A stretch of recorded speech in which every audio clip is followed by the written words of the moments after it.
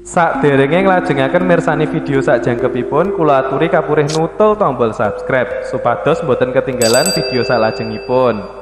Kagem kemanfaatan video menika, monggo dipun like, komen, lan ugi share. Mugi panjenengan sedaya pinaringan seger waras, bejo donya bejo akhirat, rahayu rahayu rahayu sagung dumadi. Teman-teman semuanya, pertama-tama marilah kita panjatkan puja dan puji syukur kita kepada Tuhan semesta alam, rasa hormat dan bakti kita kepada kedua orang tua kita yang telah mengandung, melahirkan, membesarkan kita hidup. Dan tidak lupa rasa bakti kita kepada para leluhur-leluhur kita, kepada para sesepuh, bini sepuh, dan juga guru-guru kita yang sudah memberi pencerahan, memberi pembelajaran kepada kita semuanya. Pada kesempatan kali ini, kita akan membahas tentang menemukan jati diri dalam sebuah meditasi. Dan guru sejati yang banyak dicari oleh teman-teman spiritual semuanya, yaitu pencarian guru sejati. Sebelumnya sebenarnya kita harus paham, dalam sebuah meditasi, kita ini melakukan pencarian diri sendiri. Buat petani ngawi, matur sembah nuwun, buat Mbak Nianya juga matur suwun, bantu like-nya dan share-nya. Banyak orang mencari guru sejati. Sebenarnya siapakah guru sejati tersebut? Kenapa meditasi bisa menemukan guru sejati? Mungkin versi saya dengan versi para spiritual lainnya itu berbeda. Karena versi saya selalu menggunakan akal logika saya. Saya menggunakan kejernihan pikiran saya dalam mencari sesuatu. Karena saya kalau mencari itu kalau tidak pasti, itu tidak akan saya cari. Guru sejati bagi saya, seseorang yang meditasi bisa menemukan guru sejatinya. Guru sejati dalam diri kita adalah kesadaran diri kita. Kesadaran diri kita ini guru sejati yang membimbing ataupun yang menuntun hidup kita. Bahkan kita melakukan gerakan ini dari guru sejati kita, dari kesadaran diri kita. Nah, guru sejati itu ada dua versi kalau saya. Ada yang gaib, ada yang nyata. Yang gaib yaitu ini, alam kesadaran dan alam bawah sadar kita. Yang dalam diri kita ini guru sejati. Ini yang menentukan, yang memberi jawaban dari setiap permasalahan yang kita hadapi. Tsunami matur sembah nuwun sudah hadir.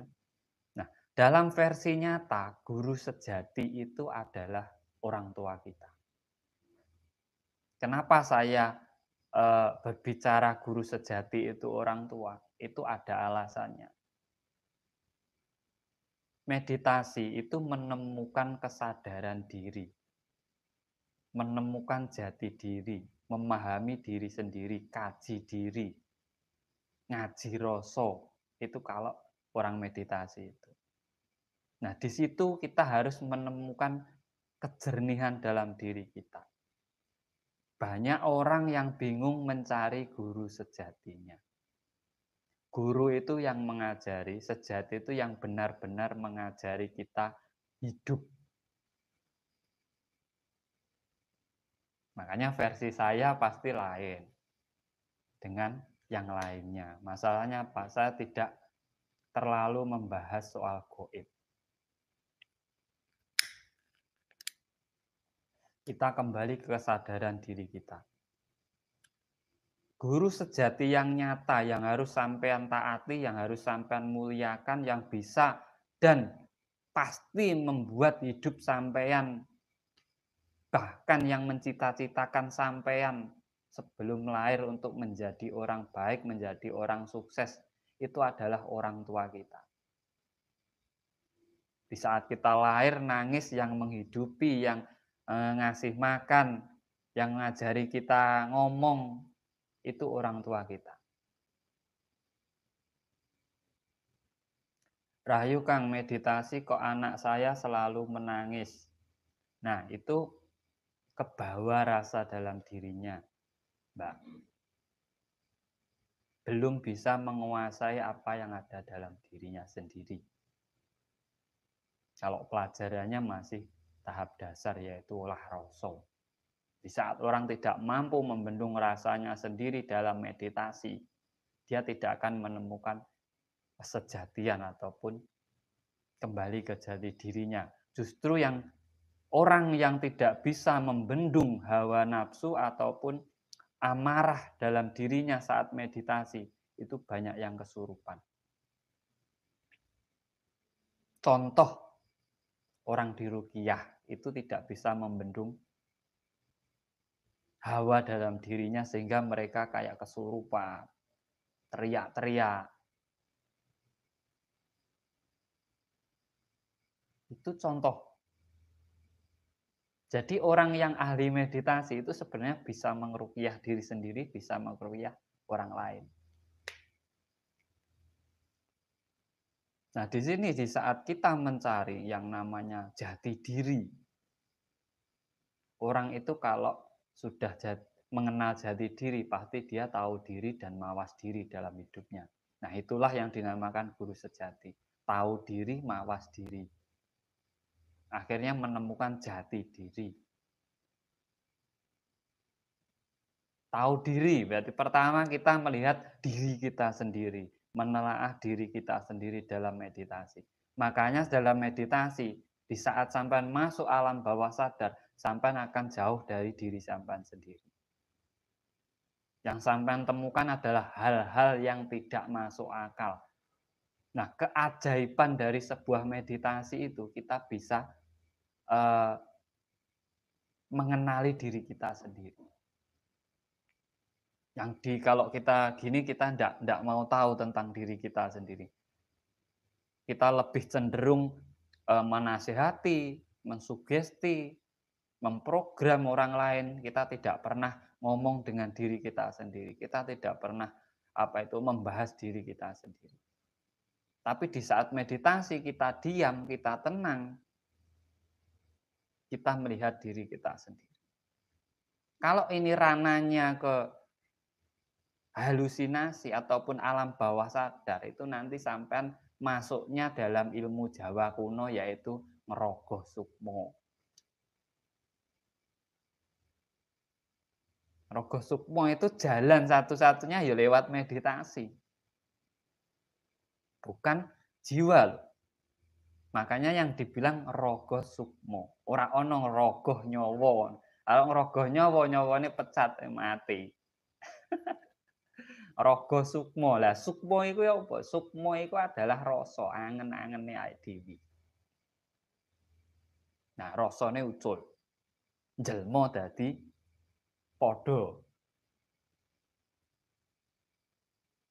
Matur sembah nuwun yang sudah hadir. Mas Mulyono Rahayu dari Kebak Keramat, weh cedak tangga dhewe. Saya dari Bejen. Nah, ini orang yang salah mengartikan. Katanya ngerogoh sukmo. Ini salah satu keajaiban juga dari meditasi. Ngerogoh sukmo jarene nyawane ucul. Nah, kalau nyawa kita yang lepas dari badan kita, ya kita mati. Di saat orang ngerogoh sukmo itu daya pikirnya masih. Yang keluar itu rasanya. Angen-angene sing metu. Makanya diarani sukmo. Wah, disekseni tekek. Kalau kita bicara terlalu dalam, hewan pun belajar.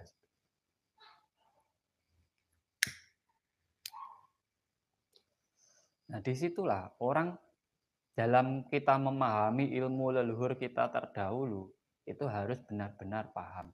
Agar kita tidak masuk ke ranah itu tadi, jauh dari yang namanya kesadaran diri. Nah, dalam meditasi itu banyak keajaibannya. Ya salah satunya menemukan guru sejati itu tadi. Guru sejati manusia itu adalah kesadaran dirinya, naluri. Rasa sejati itu naluri. Sejati ning rasa itu naluri. Naluri kita. Kita ini sebagai manusia tidak usah ada aturan ataupun tatanan yang ditulis. Kita ini punya naluri. Naluri kemanusiaan namanya manusia itu. Kalau hewan kehewanan. Itu naluri juga sebagai hewan. Tapi kalau kita manusia itu memiliki naluri kemanusiaan. Yaitu namanya rasa sejati, itu naluri. Kalau orang menggunakan nalurinya ini mau menyakiti orang lain tidak bisa. Masalahnya apa? Sama-sama manusianya. Satu bangsa, manusia. Berarti sama hewan itu. Hewan itu mempunyai naluri, makanya mereka berkelompok sesama jenisnya tidak mau. Karena nalurinya ada. Nah, rasa sejati ataupun yang dinamakan guru sejati dalam diri kita adalah kesadaran diri kita dan naluri kita. Kalau yang nyata hidup di alam semesta, guru sejati kita itu orang tua kita. Dari kita hanya bisa nangis sampai kita dikasih tahu ini kitabmu, ini keyakinanmu, ini huruf A, ini huruf B, ini angka 1, ini angka 2, ini nasi, ini air. Itu yang ngasih tahu orang tua kita. Jangan tidak mudah melupakan apa itu? Peran orang tua. Sampai dari lahir cengir cuma nangis, loh. Sekarang bisa apa-apa itu pertama guru sejati sampean yang pertama mengajari sampean hidup itu orang tua. Nah, kalau dalam diri kita itu yang menentukan itu yaitu tadi naluri dan kesadaran. Di saat sampean dibenturkan masalah, naluri sampean yang main. Kalau sampean ngikuti rasa, hancur. Karena rasa ini hanya dua versi, seneng enggak seneng. Kalau enggak seneng enggak diikuti, kalau seneng diikuti, ya kan? Tapi kalau naluri, ini memandangnya manusia, sama-sama manusianya. Kadang rasa inilah, kesadaran inilah yang kita akhirnya bisa memanusiakan manusia yang lainnya. Walaupun dalam bentuk apapun, mau jadi maling, mau jadi apa, itu sudah tugasnya, biarkan. Yang penting kita memanusiakan manusia yang lainnya sebagai manusia, sama-sama ciptaan Tuhan. Nah, kita terlalu sibuk mencari guru sejati itu katanya goib. Ya goib. Kita tidak bisa melihat naluri kita. Kita pun tidak bisa melihat kesadaran diri kita. Itu goib. Katanya menjelma menjadi sosok ataupun diri kita sendiri. Ya iya, rasa kita ini kalau sampai wujudkan, sampai masuk ke ranah alam bawah sadar itu sama seperti sampean. Ada yang warnanya putih, ada yang warnanya biru, ada yang warnanya hijau. Itu simbol dari aura kita, dari energi kita. Tapi sampean wujudkan dalam bentuk jalmo, dalam bentuk wujud. Dan sampean sendiri yang bisa melihatnya. Kenapa orang lain tidak bisa melihat? Karena itu ciptaan kita sendiri. Nah ini loh pentingnya orang meditasi.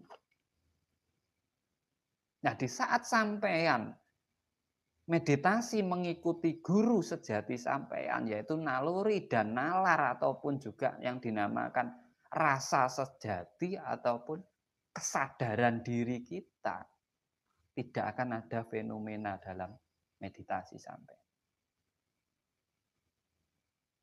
Matur sembah nuwun. Sampun derek sinau. Dan ini mugi-mugi kita berbagi pengetahuan. Bukan saya yang paling benar, tapi kita berpikir secara benar. Saya bukan guru, Mas, dan tidak mau menjadi guru. Tapi kita belajar tidak mencari kebenaran, tapi kita belajar berpikir secara benar. Masalah benar salah itu urusan Tuhan. Yang penting kita belajar berpikir secara benar, biar kita bisa kembali ke kesadaran diri kita masing-masing. Orang belajar itu jangan mengikuti angan-angan. Kalau mengikuti angan-angan, kita ndak ketemu. Angan-angan sak maknane. Diangan-angan tapi juga dimengerti. Kalau tidak dimengerti, nanti kita kebawa angan-angan. Nah, makanya kebanyakan orang meditasi ada yang menangis sendiri, ada yang sedih, ada yang teriak-teriak sendiri. Ini hawa-hawa dalam diri kita. Karena di saat kita duduk, pertama kali kita duduk meditasi, terus kita tenang, itu perang pertama yaitu Bharatayuddha.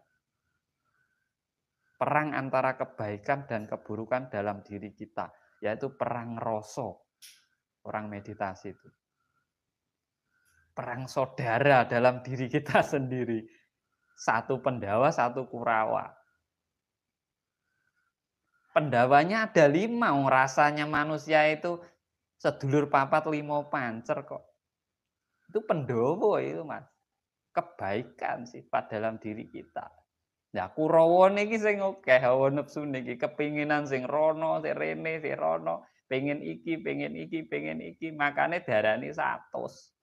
Yen pengen ngalahke Kurawa sampean kudu duwe dhuwit 100, ngesatke usus, laku kanthi tulus. Ben rasa iki ilang kabeh.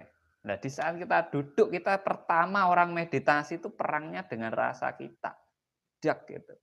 Nah, ini kalau kita tidak mampu menahan atau kita tahan rasa kita, ini kita kalau sampean berperang dengan rasa itu lepaskan. Ambil pernapasan, lepaskan. Jangan ditahan.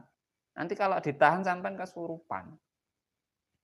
Kalau enggak kesurupan itu nanti sampean ada gerakan.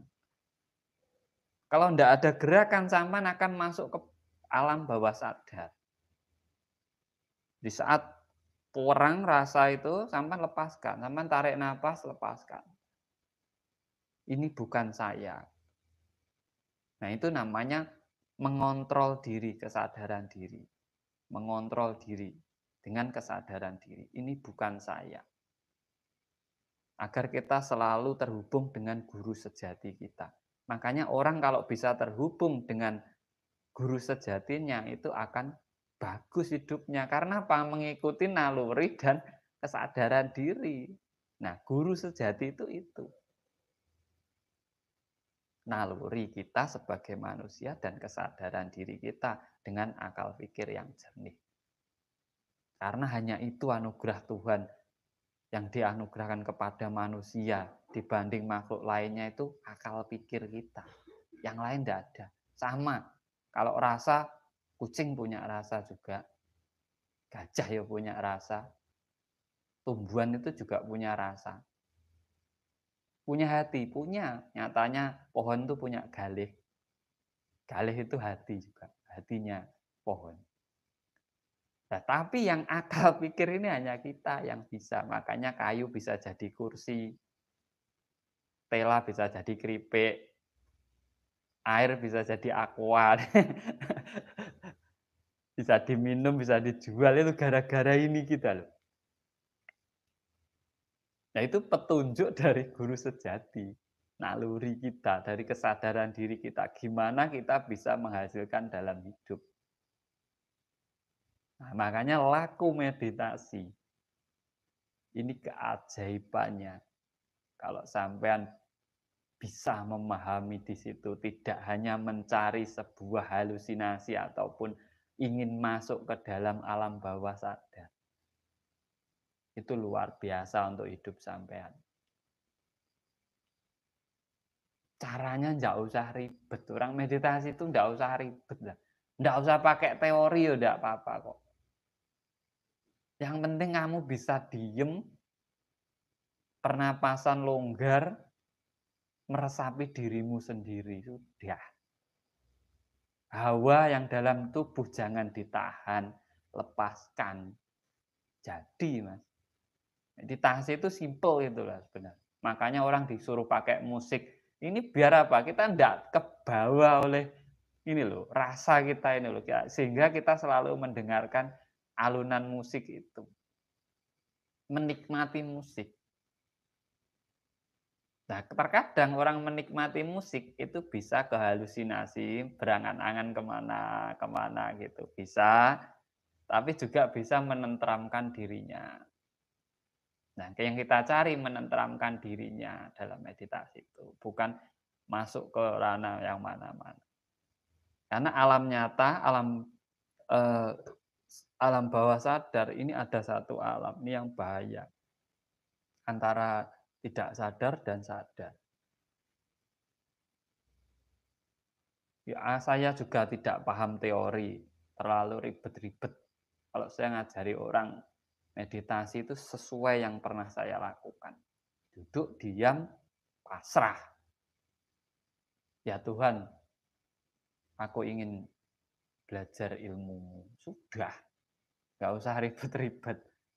Saya mau cari guru sejati, cara mau ketemu sendiri nanti kalau Tuhan sudah menghendaki. Kalau doa sampan itu dikabulkan, sampan diajari ilmu Tuhan. Karena segala ilmu itu berasalnya dari sana. Ya udah kalau saya gitu, ini duduk di manapun loh, di tempat angker ya gitu. Saya cuma ingin belajar ilmu darimu. Sudah.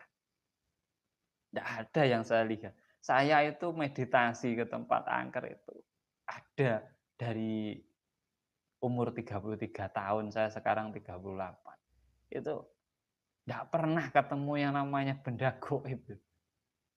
Sampai sendiri di Alas Wintera, Alas Purwo, tempat tidak ada katanya angker-angker gitu, tidak ada. Karena apa? Kita dengan kesadaran diri kita.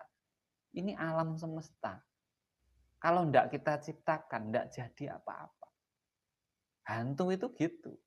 Kalau tidak kita ciptakan juga tidak wujud. Kalau kita ketakutan terlalu tinggi, kita tahan, ketakutan itu akhirnya muncul. Kita mempunyai daya cipta. Manusia itu mempunyai daya cipta. Rasa cipta karso karyo.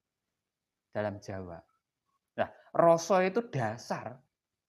Pelajaran dasar rasa itu. Cipta karso karyo. Ini karyo ini makrifat. Kita sudah memiliki karya. Sudah memiliki tujuan hidup. Nah, dalam meditasi kita menyadari itu. Makanya dinamakan mencari guru sejati. Guru sejati ada dua versi. Ini menurut saya tidak harus diyakini, ataupun tidak harus dipercaya. Ada goib, ada nyata.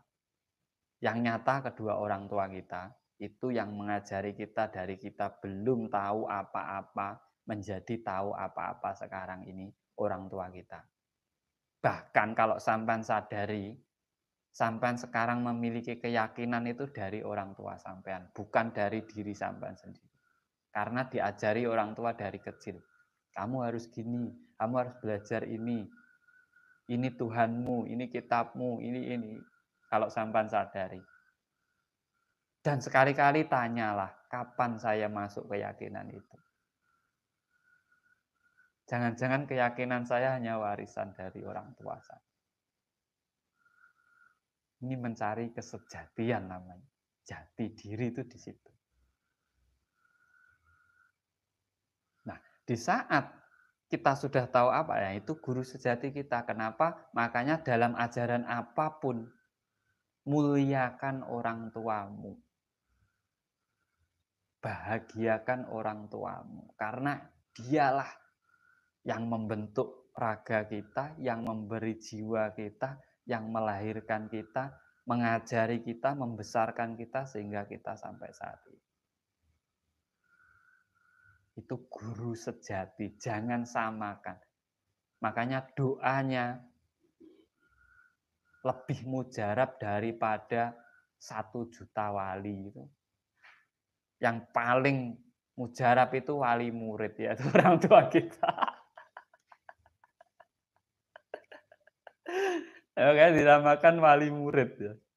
Wali tanpa nama itu orang tua, Mas. Sama jangan kalau mau ada pertanyaan siapa wali tanpa nama? Ya orang tua itu. Itu sebenarnya wali tapi tidak pernah dihargai, tidak pernah mendapatkan nama besar. Wali tanpa nama itu ya itu orang tua kita itu. Itu wali itu. Wali kita nikah, wali kita jadi murid, itu wali kita. Nah, meditasi itu loh, kesadaran diri itu. Jangan bingung mencari guru sejati gitu. Nanti wah saya ketemu dengan sosok ini ya.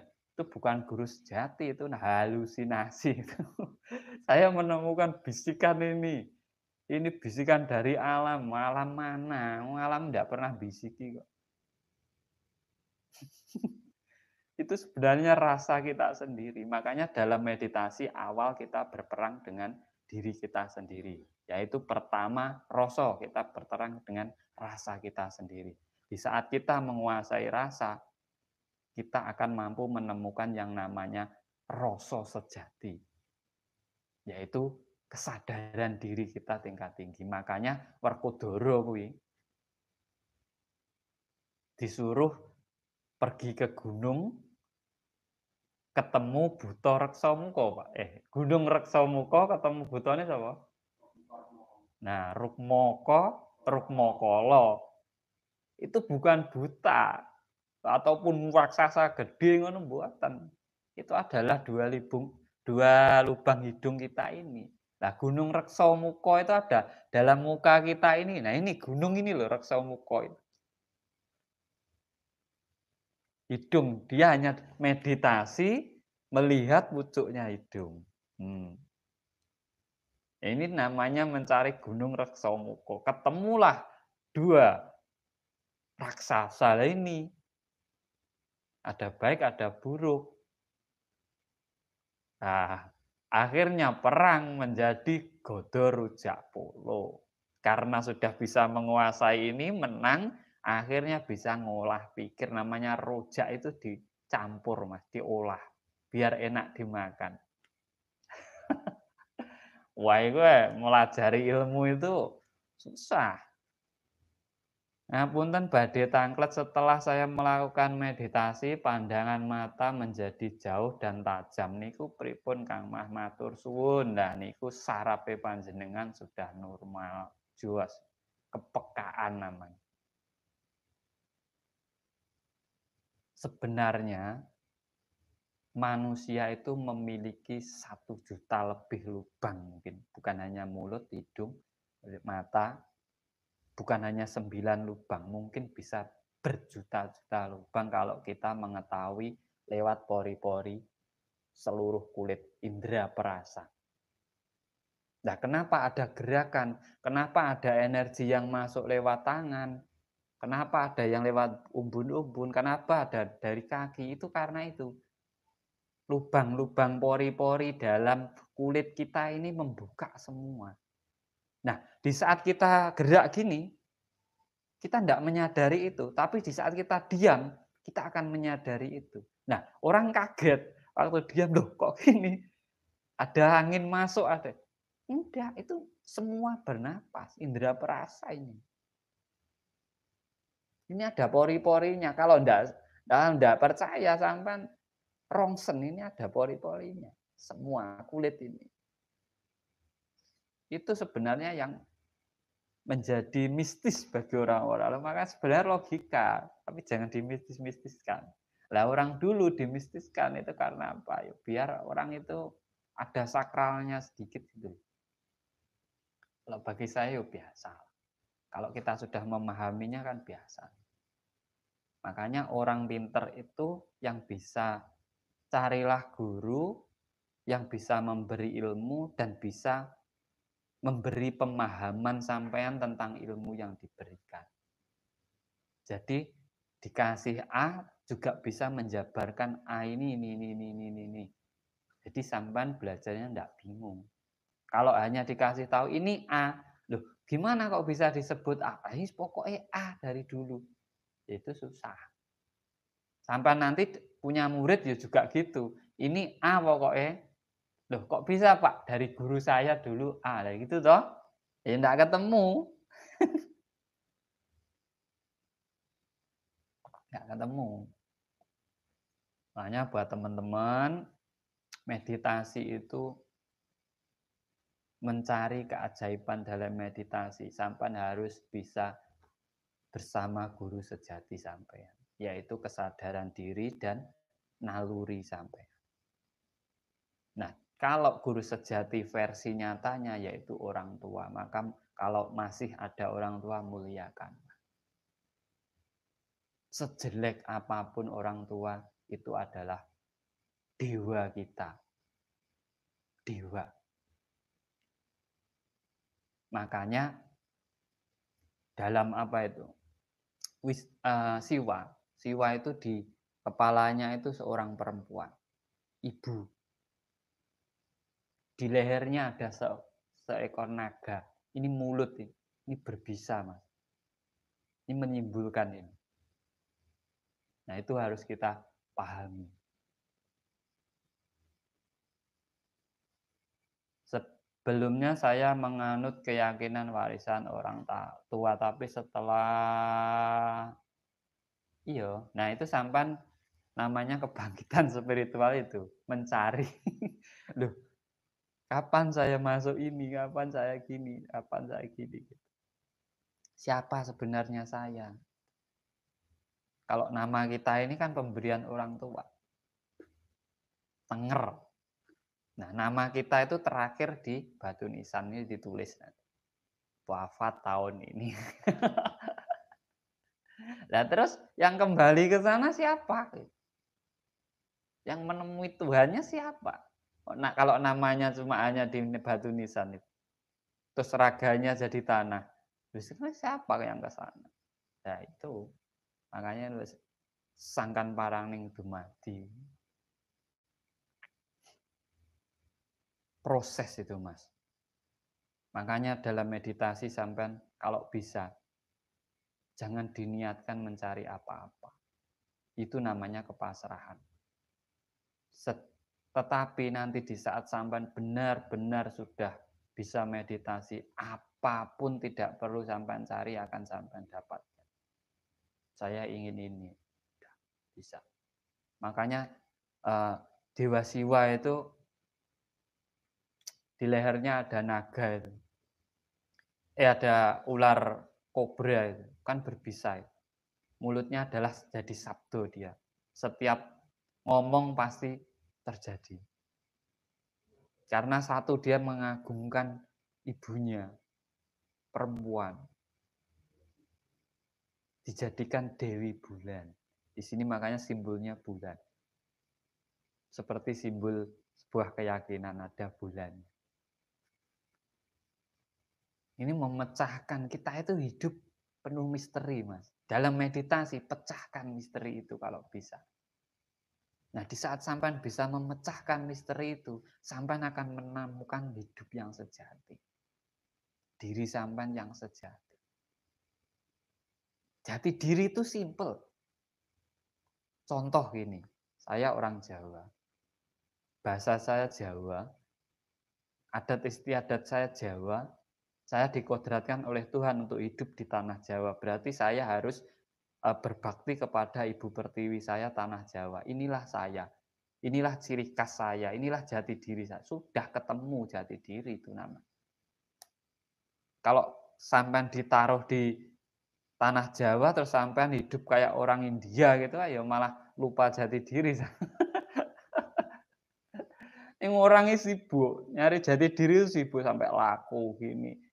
Cari apa Mas? Jati diri kata. Orang kok lupa lahirnya di mana kan. Makanya di sini wes tak bongkar. Saya tuh enggak pernah yang namanya pelit ilmu. Kalau perlu monggo. Tapi jangan diyakini, dipikirkan. Di saat sampean berpikir, oh iya benar, lakukan. Kalau enggak benar, enggak usah. Nggak usah. Karena apa? Terkadang saya tidak mau menjabarkan itu karena saya ini dianggap orang gila. Spiritual paling gila di Persatuan Spiritual Indonesia itu saya. Paling gila sendiri. Kalau di ngomong soal ilmu atau goib itu saya tidak percaya. Masalahnya saya bisa berpikir ini.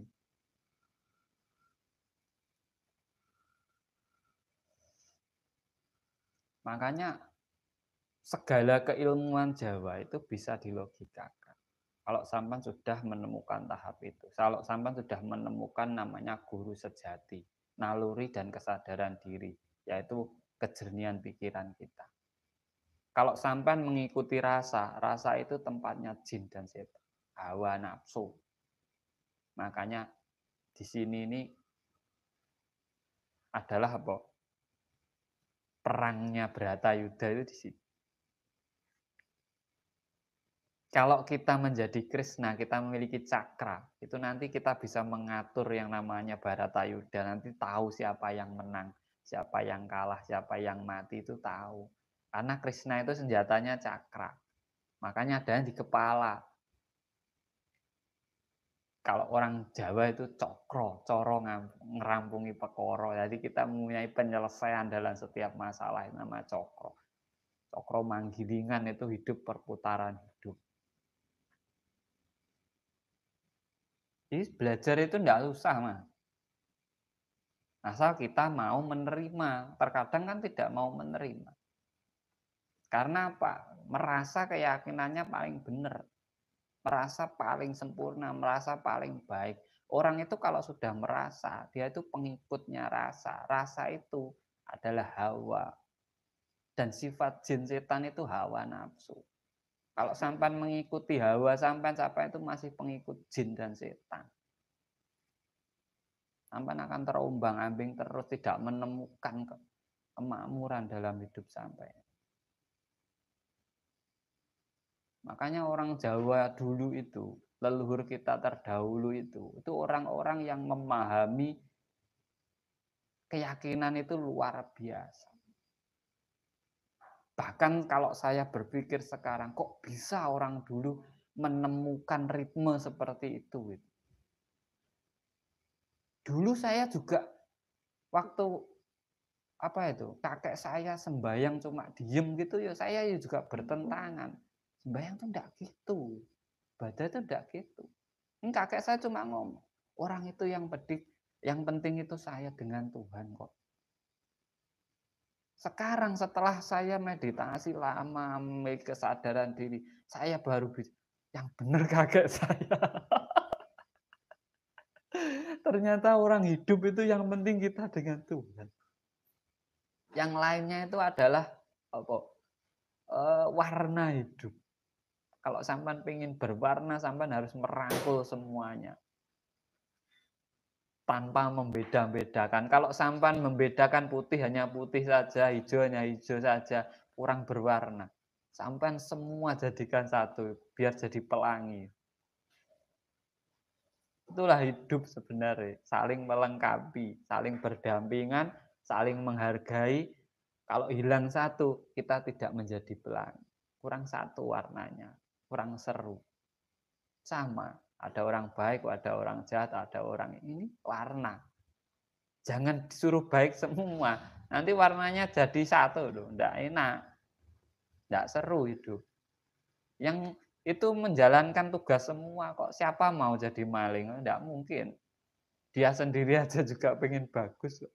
Saya pengen jadi orang baik, tapi saya harus jadi maling. Itu sudah tugas kok. Dari kehidupannya, mungkin karmanya dahulu harus menjalankan itu kok. Makanya pemahamannya itu, keajaiban dari sebuah meditasi itu di saat sampan benar-benar menemukan kesadaran diri, ketemu dengan guru sejati sampan, yaitu rasa sejati. Rasa sejati ku ngene lho Mas. Rasa sing ora mung dirasake awake dhewe tok. Rasa yang tidak hanya kita yang merasakan. Kalau umpama baik, ini baik. Ini baik kan gitu.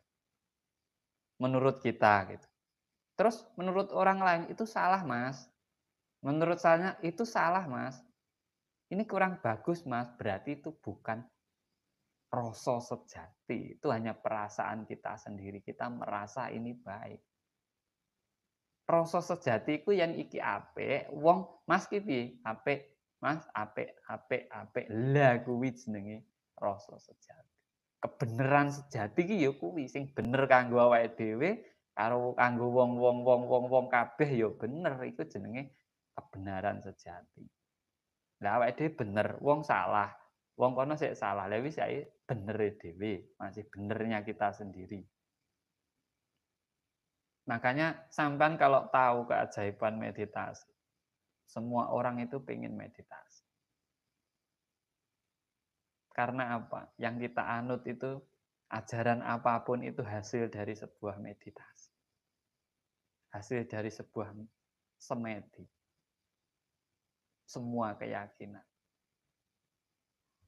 Itu hasil dari meditasi ataupun semedi. Kalau ingin penjelasannya tidak di sini. Nanti menyinggung yang lain. Sampai bisa datang ke tempat saya. Tak jelaskan. Kenapa saya bisa bilang begitu? Mendapatkan wahyu itu dari semedi. Meditasi. Karena kita memiliki ketenangan diri. Makanya untuk pemula, ini saya pesen untuk pemula. Untuk pemula itu yang penting duduk diem, resapi diri sendiri. Anggap saja ngaca dengan dirinya sendiri. Kalau ada fenomena-fenomena apa, gerakan atau apa, jangan ditahan, tapi dikontrol. Cara ngontrolnya gimana? Kok tangan saya gerak? Saman pasti merasa itu, kok tangan saya gerak sendiri. Ini langsung diamkan, tapi kita kontrol, itu bukan. Itu energi, sudah lepaskan. Tarik nafas, lepas. Nanti ada getaran gini lagi. Ini energi, sudah. Tarik nafas lagi, buang. Jangan ikuti. Ada penampakan set, kok ada kayak dewa-dewa, kok kayak ada bangsa halus, gini-gini. Itu halusinasi itu, alam bawah sadar. Sampai tarik nafas, kembali lagi ke kesadaran diri. Cara kembali kesadaran diri, kalau sampan masih sadar sih, berarti sampan tuh, makanya orang meditasi itu disuruh ngamati ritme napas, keluar masuknya napas itu biar apa? Biar dia tidak terbawa ini. Biar dia selalu fokus. Gunung Reksamuko ya gitu. Keluar masuknya nafas sih Gunung Reksamuko. Yang dilakukan oleh apa itu? Werkudara itu. Atur sembah nuwun, salam rahayu buat semuanya yang sudah hadir. Wong Jawa matur sembah nuwun. Katrina Putri matur sembah nuwun. Sebelumnya saya ngambil keyakinan, oh ya sudah tadi. Jadi perjalanan mencari jati diri Werkudara itu melalui semedi. Itu keajaiban yang luar biasa.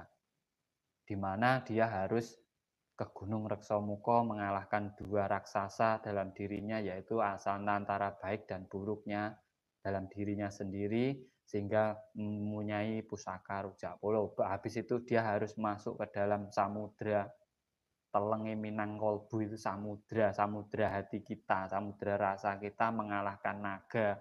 Naga itu adalah diri kita sendiri, hawa nafsu kita sendiri, yang melingkar di tubuhnya, akhirnya melingkar dalam tubuhnya menjadi sebuah energi, dan ketemu dengan yang namanya Dewa Ruci, yaitu kesadaran diri yang paling murni. Akhirnya tahu dia. Oh, kakekku dulu dari ini dah sampai Sang Yang Tunggal. Ketemulah jati diri. Simple kok, Mas.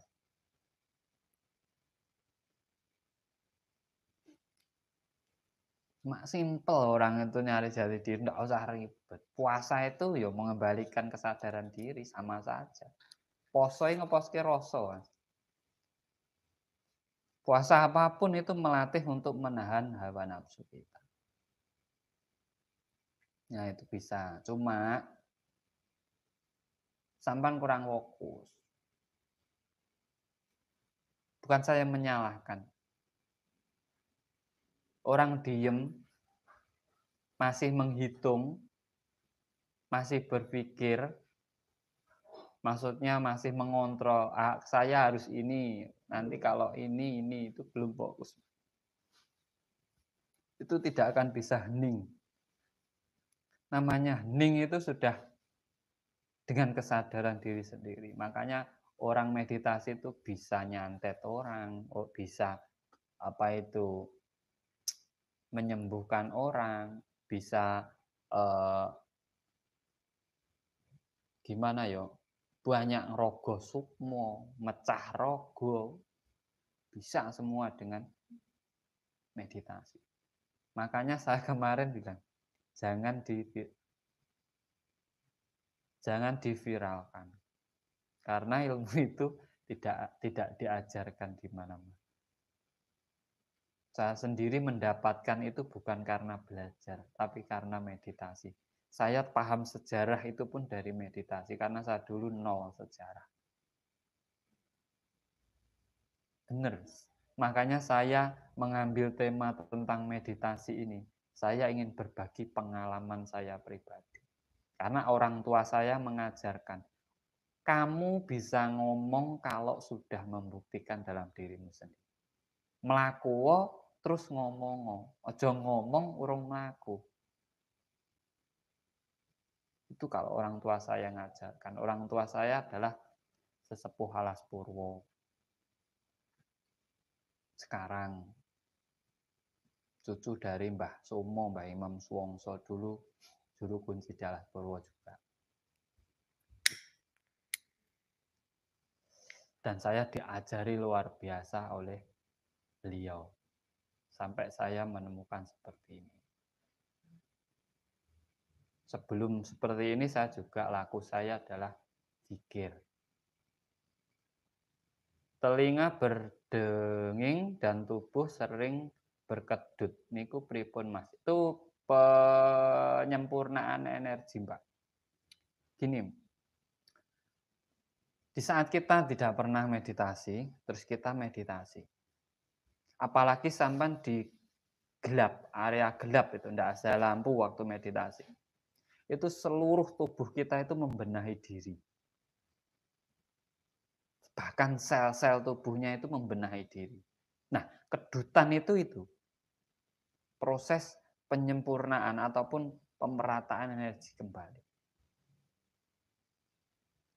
Jadi jangan sampai bikin itu prana ini enggak, itu logika. Terang meditasi itu logika. Makanya kalau kita kembali kesadaran di kita enggak kaget dengan itu. Ya kok tangan saya gerak sini? Karena seluruh anggota tubuh ini memiliki sukma, Mas. Memiliki rasa. Indra perasa itu makanya sampai sekujur tubuh. Nah ini kalau sampai wujudkannya jadinya itu tadi. Akhirnya sampai melihat diri sampai sendiri. Itu sebenarnya jaring rogo sukmo. Itu sebenarnya itu angan-angan kita sendiri, rasa kita sendiri yang kita ciptakan. Yang kita ciptakan. Yang kita ciptakan sendiri. Karena manusia itu bisa mencipta. Contoh kalau enggak percaya sampean ya. Contoh manusia kok bisa mencipta itu ya. Sudah ada ketela. Ini harusnya kan dimakan ketela saja. Ini dicipta jadi keripik, jadi tape, jadi ini. Itu yang mencipta ini. Kita mencipta dengan daya pikiran kita.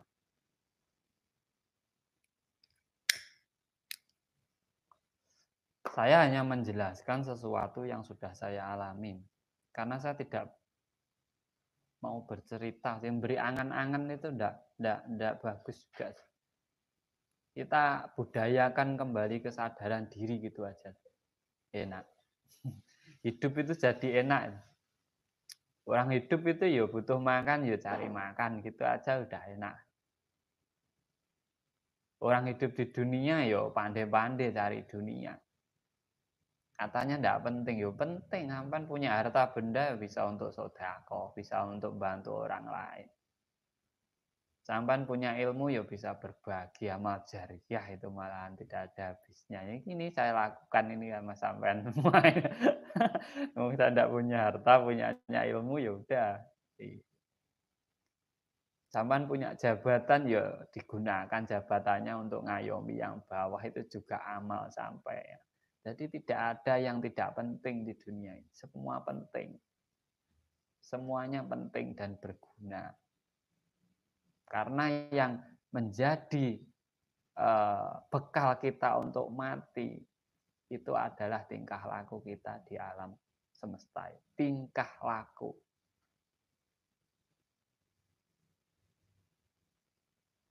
Selama perjalanan saya meditasi menemukan sensasi saya mengalami menangis, mengeluarkan air mata, padahal saat itu hati dan pikiran saya dalam kondisi tenang, tentram.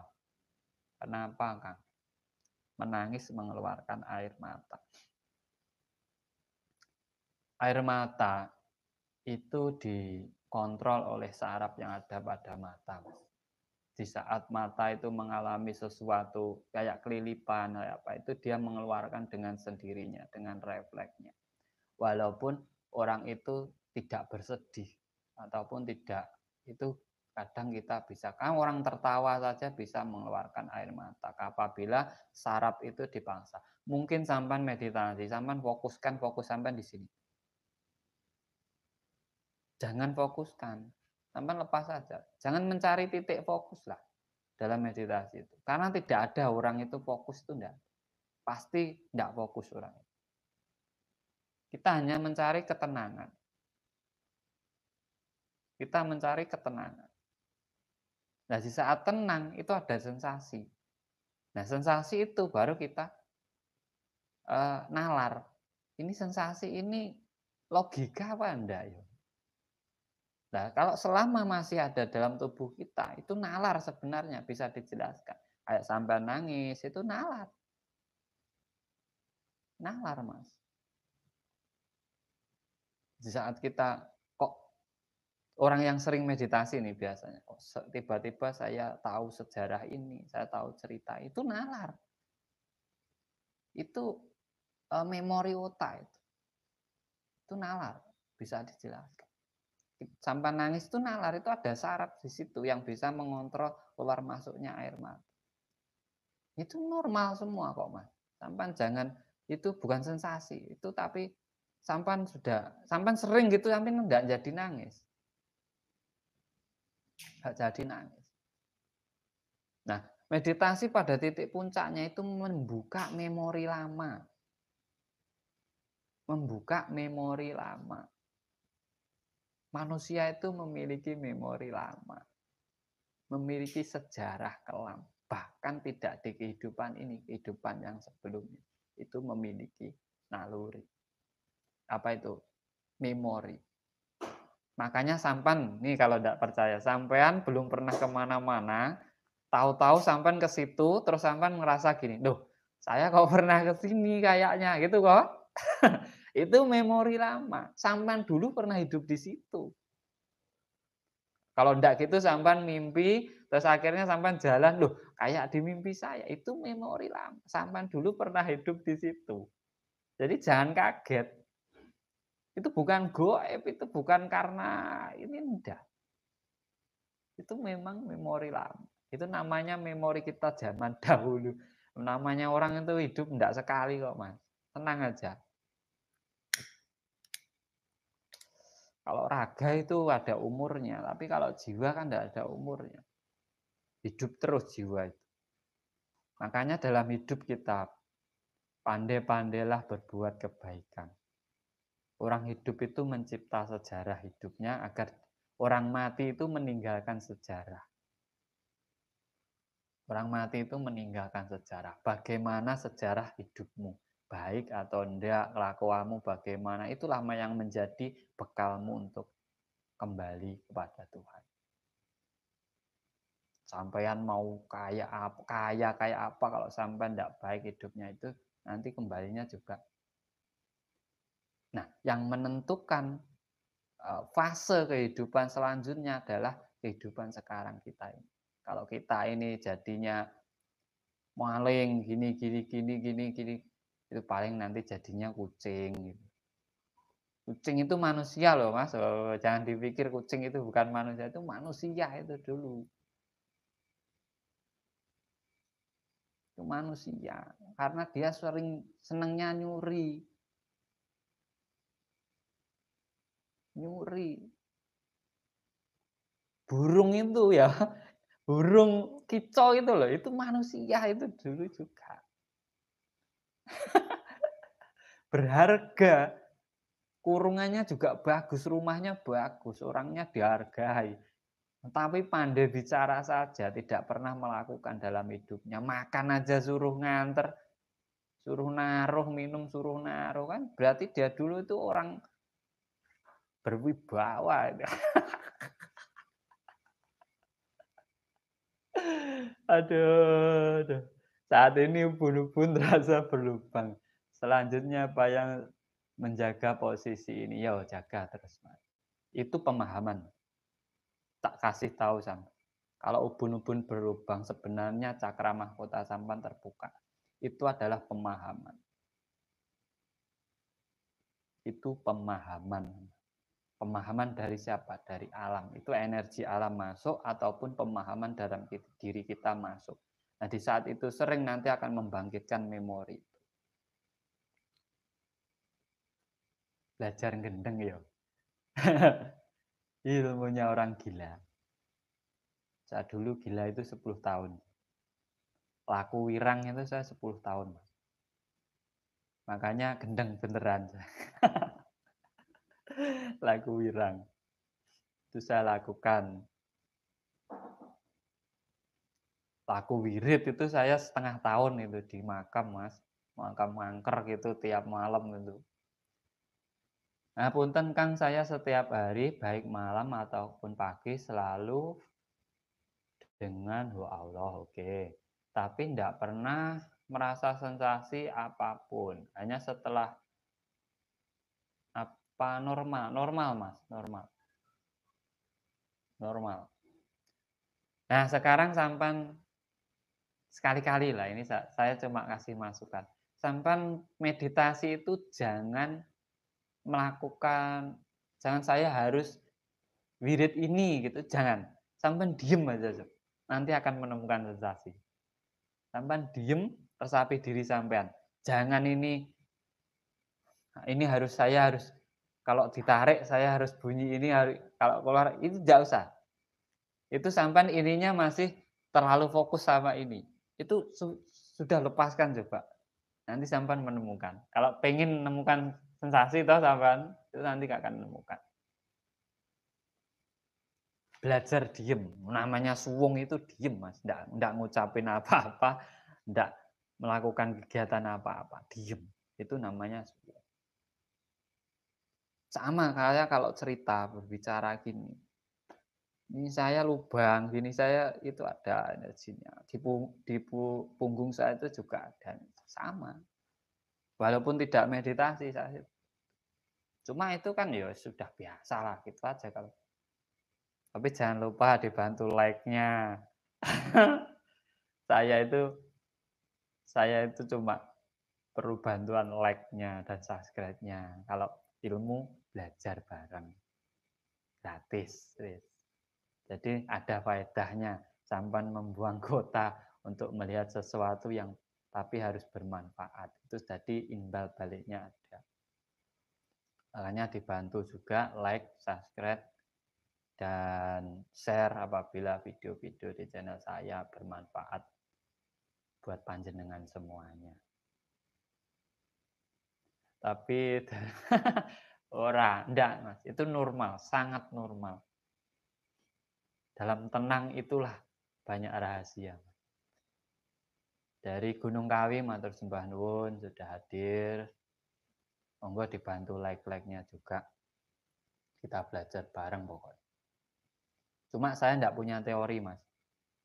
Karena saya itu belajarnya otodidak saya dulu dari kakek saya. Kakek saya orang Kejawen. Saya itu tidak pernah diajari apa-apa sama kakek saya.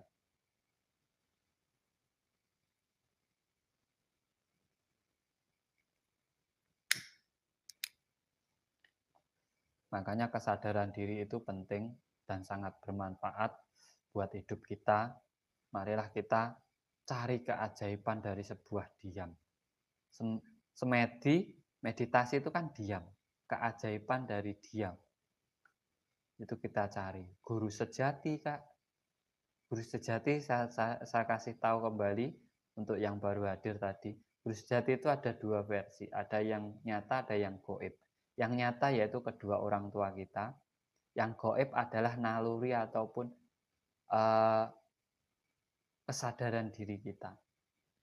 Enak langsung disebut gitu aja, enak. Nggak usah gini-gini, nggak usah lah. Langsung disebutkan aja.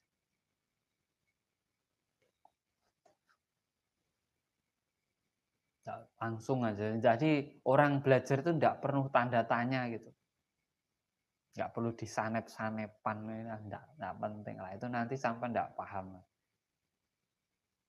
Kalau bagi saya, nggak tahu saya bagi orang lain. Karena kita memiliki perjalanan spiritual yang lain-lain. Memiliki perjalanan spiritual yang lain. Dan tidak harus sama antara saya dan panjenengan. Semua memiliki jalan sendiri-sendiri. Yang penting tujuan kita sama dalam hidup, yaitu berbuat kebaikan. Agar kita waktu kembali, waktu pulang, kita menjadi orang baik. Itu bekal kita. Makanya orang Jawa itu urip sing penting becik, wis rasa gagas kowe arep keyakinan apa sak karepmu. Sing penting uripmu becik. Becik iki ora tentu wong apik iki belum tentu becik kok. Orang baik itu belum tentu bagus. Rahayu, Kang mau tanya, kalau meditasi kayak ada benda di tempurung kepala, tetapi suka merubah ke tenggorokan. Kalau ke mulut langsung keluar kata-kata. Iku ya apa, Kang? Nah, itu kalau dulu namanya hidayah. Dari sini terprogram, akhirnya muncul menjadi nyata, wujud dengan kata-kata sampean. Karena apa? Asalnya dari sini. Itu sebenarnya bukan tempurung, bukan benda itu. Akal pikir otak kita, Mas, yang bekerja. Sehingga menyuruh sampean untuk mengucapkan sesuatu. Itu mungkin bisa jadi pitutur bagi sampean, juga bisa jadi paweling bagi sampean. Oke? Santai, wes.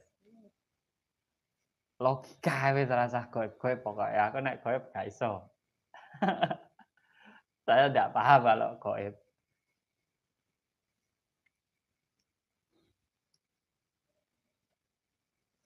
Makanya saya itu cuma mari kita budayakan hidup dengan kesadaran diri agar kita bisa menemukan kesejahteraan dalam hidup kita.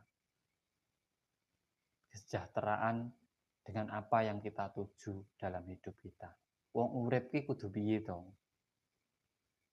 Aku urip ki asalku kok ndi terus nggopo aku kok diuripke karo Gusti Allah ki ben nyapo.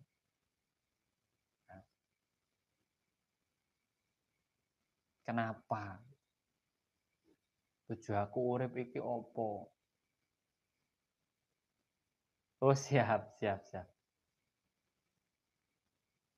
Jadi kenapa, dari mana kita dihidupkan, untuk apa kita hidup, siapa kita. Sehingga Tuhan memberikan kita sebuah kesempatan dihidupkan di dunia.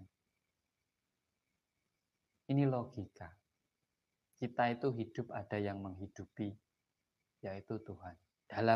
Kalau kita tidak ada yang menghidupi, kita tidak bisa gerak gini.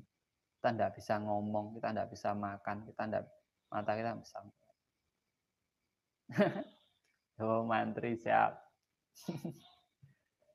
Makanya Tuhan itu maha menghidupi. Kalau sampean paham ilmu kehidupan, sampean tidak akan berbuat jahat kepada orang lain. Karena apa? semua makhluk itu saling menghidupi. Tidak percaya di logika.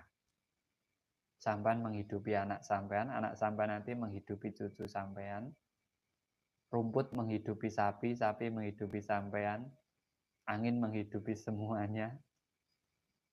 Terus sampean yang mau sampean hina itu apa? Itu semua berguna untuk sampean. Kalau sampean tidak ada, kalau satu aja tidak ada kan susah. Terus sampean mau maki apa? Tidak ada. Itulah ilmu ma'rifat. Kedekatan diri kita dengan Tuhan. Di saat sampean mampu merangkul semuanya, apa yang sampean butuhkan pasti ada lah.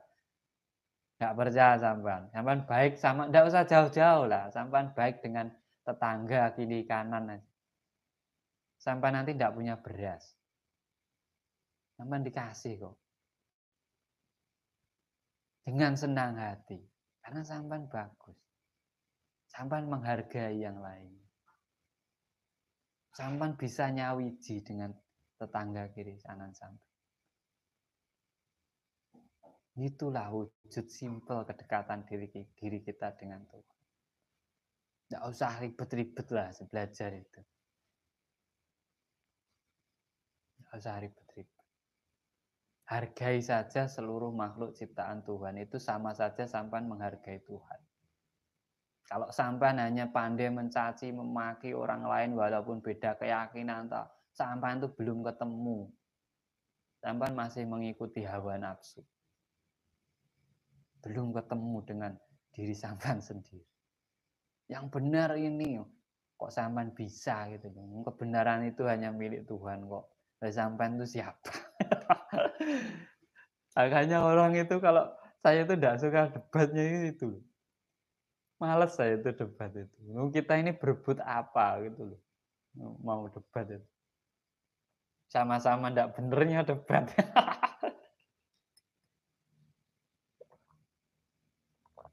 Makanya hilangkan pemikiran sampean apapun, hilangkan. Ngopi, ngolah pikir bareng-bareng. Temukan jati diri sampean. Sesuai dengan suluk Sunan Kalijogo, Sunan Bonang. Barang siapa menemukan jati dirinya, dia akan menemukan Tuhan. Dan di saat orang menemukan Tuhannya kok sampai masuk neraka. Pernah jadi jaminannya Sunan Bonang, saya akan jadi penggantinya. Sampean tinggal menemukan jati diri saja. Ya kalau sampean jadi orang Jawa, jadilah orang Jawa yang baik. Kalau sampean jadi orang Sunda, jadilah orang Sunda yang baik. Dengan ada tradisi sampean, dengan ajaran sampean. Jadilah diri sampean sendiri-sendiri. Jangan pengen jadi orang lain. Orang lain aja pengen jadi kita. Jadilah diri. Itulah sampean namanya mensyukuri kodrat yang sudah diberikan oleh Tuhan. Apa meditasi bisa mempengaruhi hati dan pasangan agar lebih lebih tenang dan nerimo nggih Kang? Bagaimana caranya jika memang bisa? Bisa.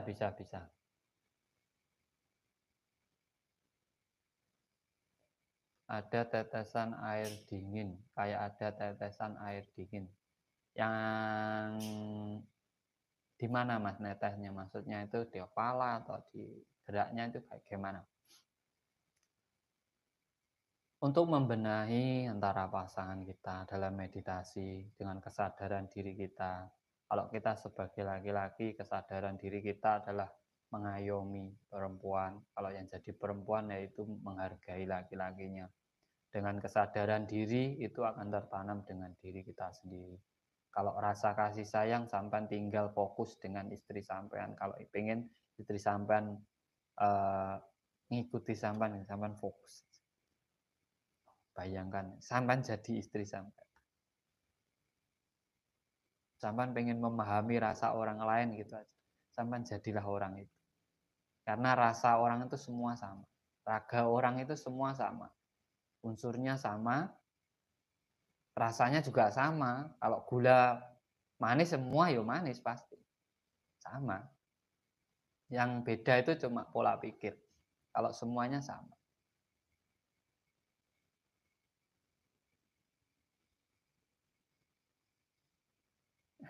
Itu namanya sampean mau ketemu kebangkitan spiritual.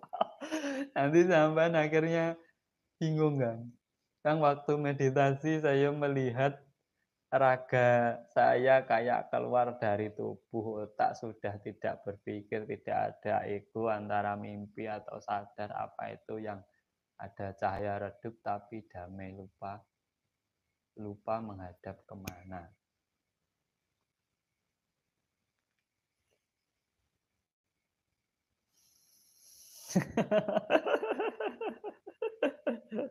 Di kepala. Kalau di kepala itu namanya tetesan, itu adalah keberkahan, itu ilmu dari Tuhan.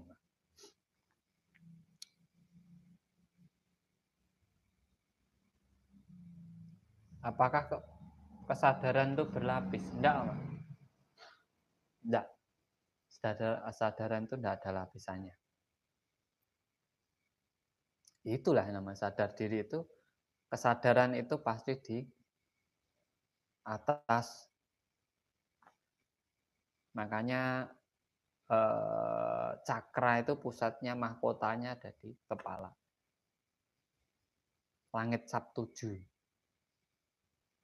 Ubun-ubun kita itu langit Sabtuju.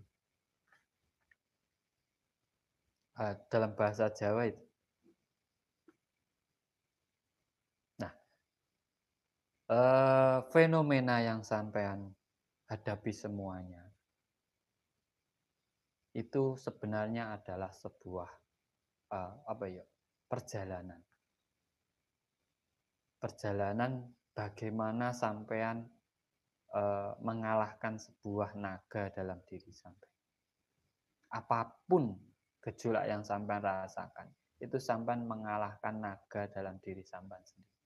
Dan naga ini bisa menjadi satu keinginan sampean, terlalu cita-cita sampean, amarah sampean, hawa nafsu sampean, kekarepan sampean, niat dan tujuan sampean, ini simbol dari naga ini. Nah, fenomena itu terjadi karena antara tujuan sampean dan rasa diam sampean itu akan bergejolaknya itu. Sehingga menimbulkan sebuah getaran ataupun gerakan.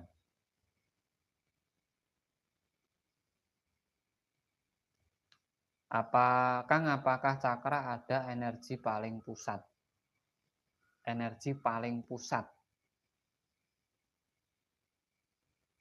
Sebenarnya energi pusatnya cakra itu, energinya yang mengatur loh maksudnya. Yang mengatur energi dalam cakra itu adalah cakra asna.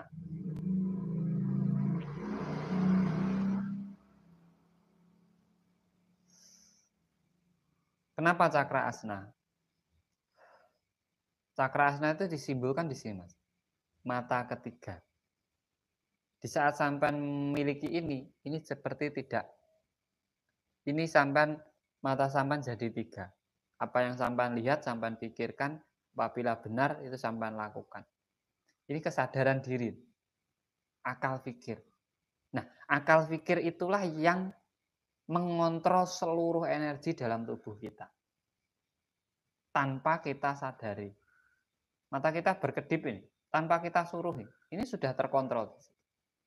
Sudah ada.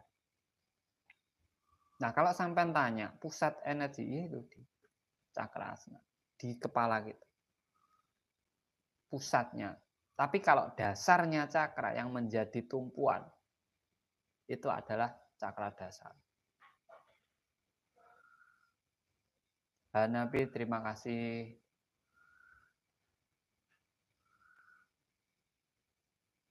Baru tanda, bukan tujuan.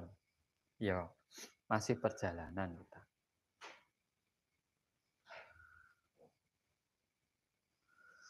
Bukan.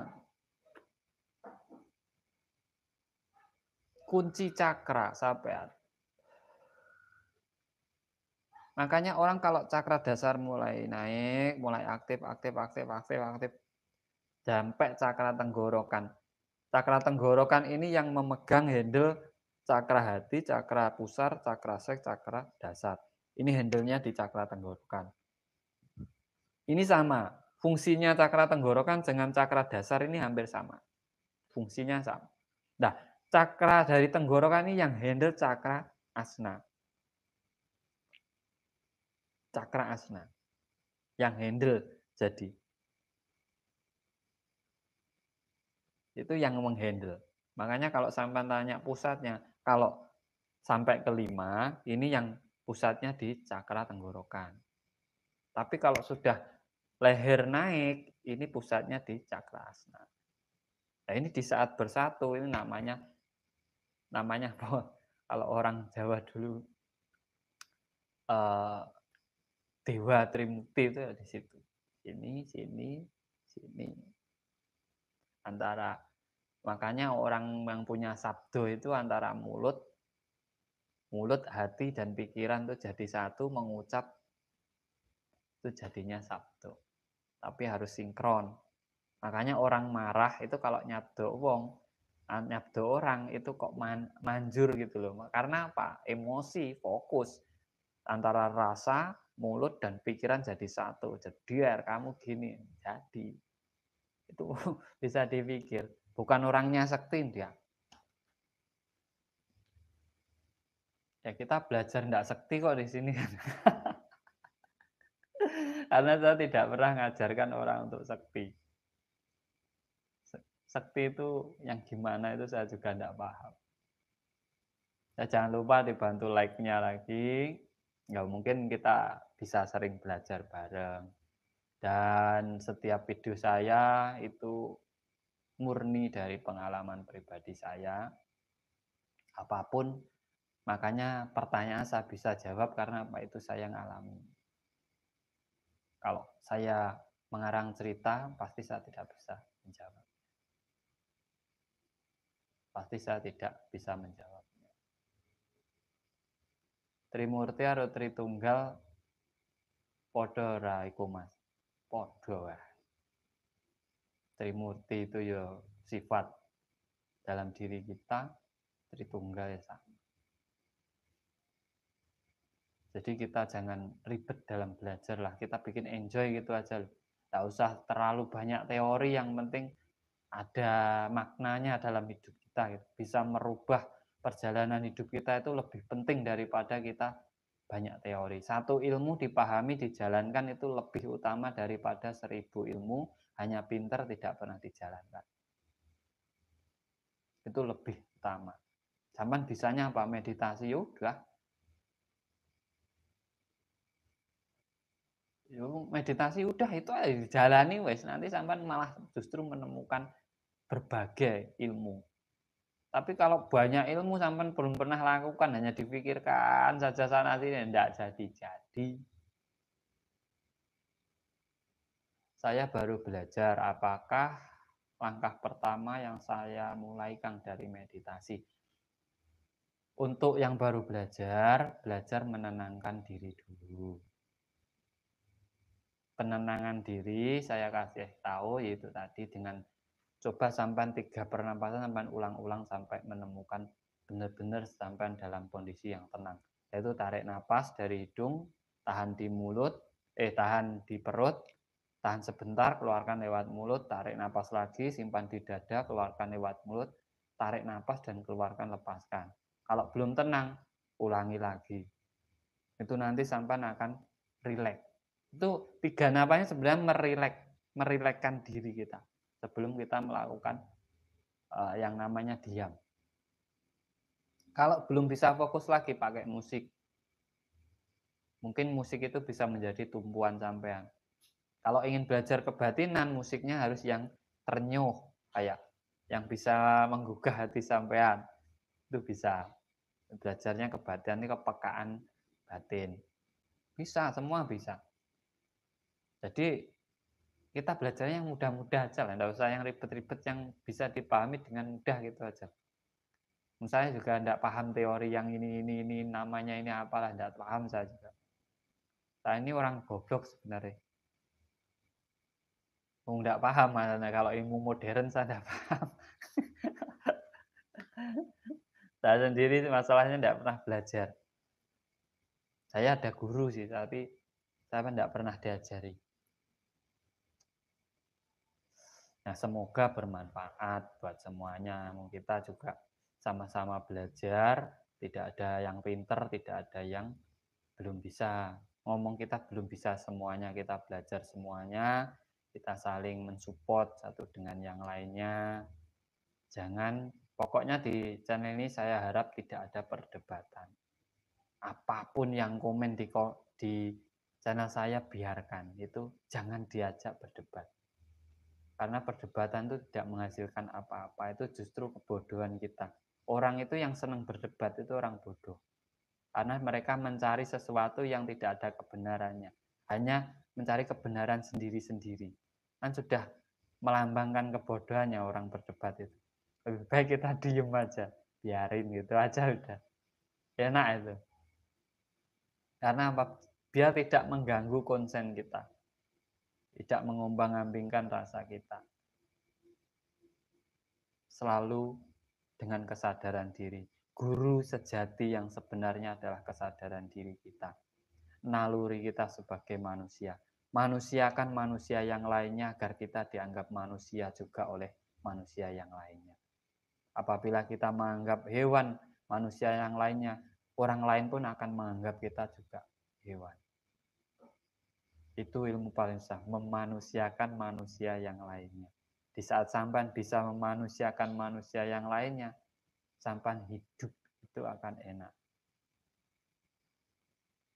Hidup akan enak. Dan tidak usah banyak aturan, yang penting kita hidup itu bagus, gitu aja sudah. Yang penting bagus. Ilmu sekecil apapun, berikan pada orang lain selama itu bisa berguna. Di saat orang lain salah, sampan jangan salahkan, sampan ingatkan. Mau enggak terserah. Yang penting sampan sudah mengingatkan. Yang penting sampan sudah mengingatkan, itu sudah bagus. Mau dilaksanakan terserah, mau enggak ya monggo, itu urusan hidupnya masing-masing. Apa tandanya Kang kalau meditasi kita sudah masuk ke kesadaran? Kesadaran tandanya sampan tidak merasakan apapun selain diri sampean sendiri. Sampean bisa meresapi hidup sampean. Kenapa saya seperti ini? Kenapa saya dalam keadaan ini? Apa yang salah dalam diri saya? Saya harus bagaimana? Di situ kesadaran diri mulai muncul. Dan sampean dalam kehidupan sehari-hari, sampean sudah mulai tidak percaya dengan sesuatu yang diomongkan orang kalau sampean tidak mengetahui sendiri. Itu sudah sampean dalam kesadaran diri, sudah aktif. Terus sampean apa itu? Tidak mudah masuk ke dalam ranah halusinasi. Sampean itu seperti bertanya-tanya kembali dalam diri sampean. Saya harus bagaimana, harus seperti ini. Orang hidup itu yang bagus yang bisa mencermati hidup. Kesadaran diri itu tanda-tandanya bisa dilihatnya dari perjalanan hidup. Bukan saat meditasi, tapi dalam perjalanan hidupnya. Orang yang sudah memakai kesadaran dirinya itu akan lebih menghargai orang lain. Itu tanda mutlak. Makanya ilmu itu angeli yang wis ketemu. Kalau sudah ketemu dengan diri kita, kita mau pakai apa? Kita untuk gunakan untuk apa? Sudahkah kita berguna untuk orang lain? Namanya urip itu urup. Orang hidup itu menghidupi. Sudahkah mampukah kita menghidupi diri kita ataupun orang lain? Kalau belum mampu, kita sebenarnya masih bangkai hidup. Hargai orang tua kita selagi ada maupun sudah tidak ada. Kalau sudah tidak ada, sekali-kali datangi makamnya. Mereka juga kangen dengan kita.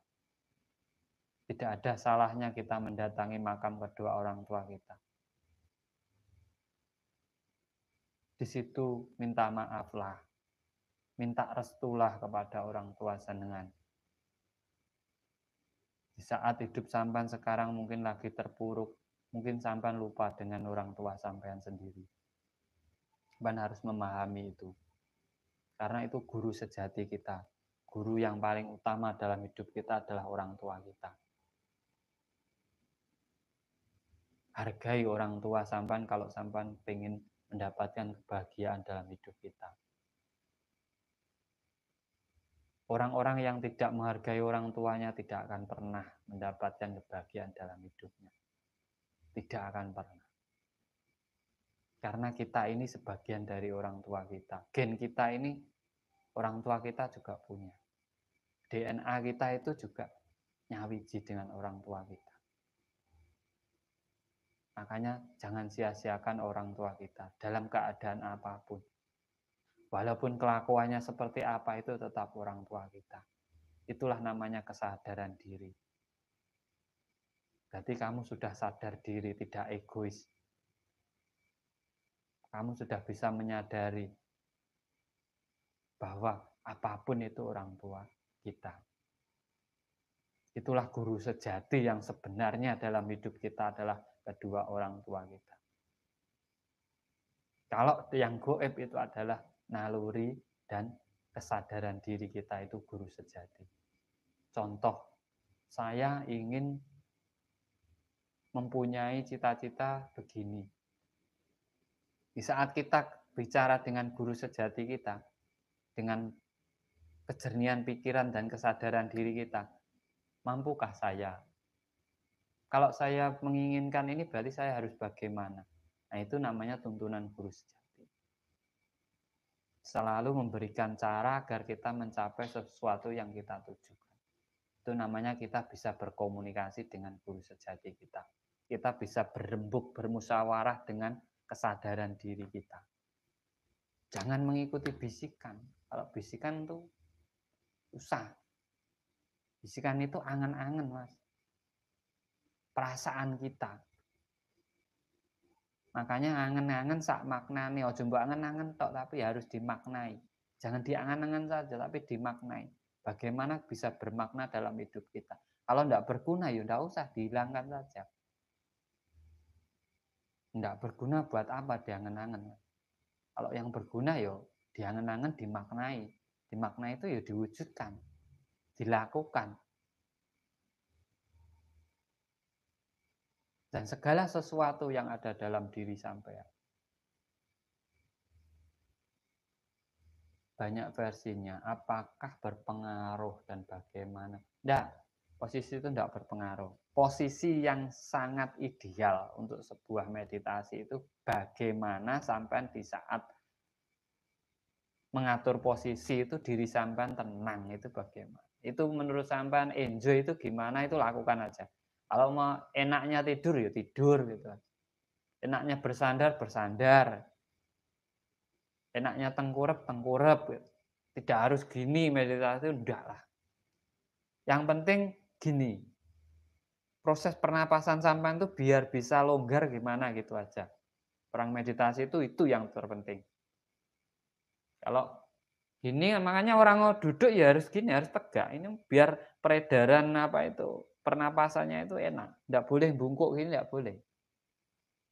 Sama orang tidur itu kalau terlentang enak, itu pernapasan juga longgar enak.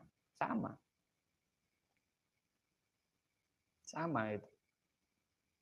Jadi orang meditasi itu posisinya gimana yang enak? Ya kalau saya jawabnya, enaknya sampean gimana?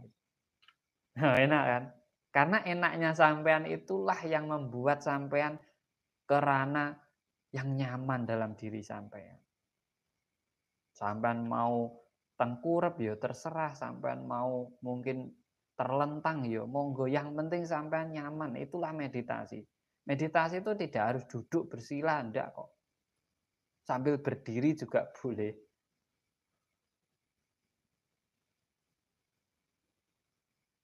Makanya sampean tak bilang saya bukan guru, saya tidak punya padepokan, saya tidak punya perguruan, tapi saya punya pemahaman. Saya hanya bisa berbagi pemahaman kepada panjenengan semuanya. Dan saya tidak bisa menjadi guru panjenengan semuanya. Karena apa? Kita sama-sama belajar dalam hidup ini. Saya juga belajar, sampean juga belajar. Sama. Guru kita adalah alam semesta. Yang mengajari kita, yang memberi kita penghidupan. Dan guru kita adalah orang tua kita. Jadi untuk yang lainnya tidak usah. Kitab Tuhan yang sejati, yang bisa kita pelajari tanpa harus kita tulis adalah alam semesta. Sampan bisa belajar dari saya tanpa sampan tulis. Dan sampan bisa, oh Kang Tro itu orangnya gini, itu nggak usah ditulis. Itu adalah kitab. Oh pohon ini, namanya ini. Itu juga kitab tanpa ditulis. Hidup seperti itu. Buatlah yang simpel mungkin. Nanti kita, rangkuman dari live kita malam ini adalah guru sejati itu ada dua versi, ada goib, ada yang nyata. Yang goib adalah rasa naluri kita, rasa sejati, kesadaran diri kita. Dan yang nyata adalah kedua orang tua kita. Selalu berpeganglah pada dua ini, nanti hidup sampean akan bahagia dan mendapatkan kemuliaan. Dari saya, apabila ada kurang lebihnya, saya mohon maaf yang sebesar-besarnya. Apabila ingin masih banyak ditanyakan, konsultasi ada di deskripsi channel saya, nomor saya, silahkan gabung. Di situ ada grupnya, Sinau Bareng, dan juga ada nomor HP saya untuk konsultasi buat teman-teman semua. Apapun masalahnya, saya siap 24 jam. Matur sembah nuwun buat semuanya. Apabila ada kata-kata saya yang kurang berkenan, saya mohon maaf yang sebesar-besarnya. Salam Rahayu, Rahayu, Rahayu, Sangkung Dumadi. Matur sembah nuwun.